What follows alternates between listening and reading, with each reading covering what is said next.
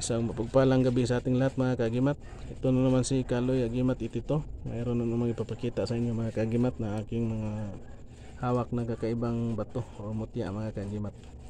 At sa hindi muna ako mag-umpisa, big shoutout na lang sa lahat-lahat ng aking mga kapwa mutya hunters, antingiros, antingiras. Isang mapagpalang gabi sa ating lahat. Ito sinasadya ako mga kagimat na gabi ako mag-video para walang ingay mga kagimat. At papakita ko sa inyo mga kagimat at ipapaliwanag ko kung anong klaseng mga mutya ito mga kagimat at paano ko ito nakuha mga kagimat.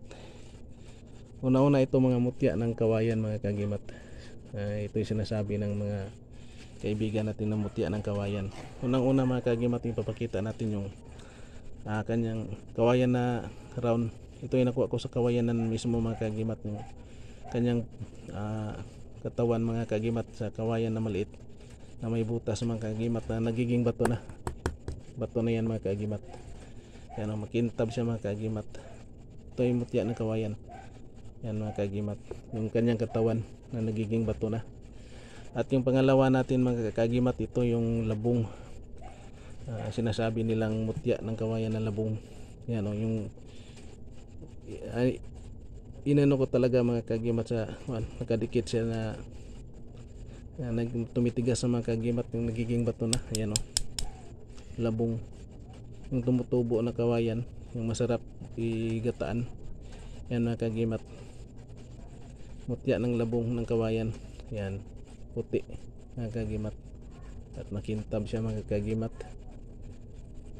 Ito naman kakagimat yung nakuha ko sa loob ng mutya, loob ng kawayan mga kagimat. Pagbiyak namin mga kagimat, green pa siya. Ito ay nagtaka ko bakit may nakapasok na bato na green pa yung kawayan, yung sa pinakadulo mga kagimat. Yan o, ito ang mutya ng kawayan na bato nakuha sa loob. Ito ay napakagandang gamit mga kagimat, yung mga mutya ng kawayan, kasi sinasabi ng mga matatanda, ang kawayan ay kahit sunugin mo pa yan at putulin lahat, pagka kinabukasan tumutubo pa rin yan mga kagimat. Kaya ito maganda, ginagamit din sa mga negosyante natin mga kagimat. At mayroon ding sinasabi nilang tao na nakahawak na ng mutya ng kawayan na naging mayaman mga kagimat. Kaso lang siguro sa sobrang yaman na niya, marami ng bisyo at saka palagi na nagiinom. Tapos tinatanong siya ng kanyang kumpare na bakit naging mayaman siya, baka may anting-anting. Yung sinasabi naman niya totoo, mayroon siyang nakuha na bato sa loob ng kawayan. Kaya nagka-interest yung kainuman nila na hindi kakilala. Noon pinapakita niya na nakatali sa kanyang baywang.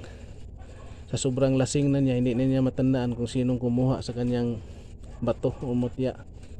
Kaya nawala na yung swerte sa kanya. Kaya bumalik na siya sa kanyang natural na talaga mga kagimat. Hindi naman siya naging pulubi, naging na talaga.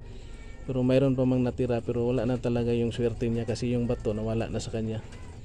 Kaya kung mayroon tayong tangan nito mga kagimat, pwede natin ipapakita, pero wag natin ipapahawak at wag din natin pagsabi kung saan ilagay yung gamit natin mga kagimat. Kasi pag sinasabing legit na mutya, marami talaga magka-interest mga kagimat sa totoo lang.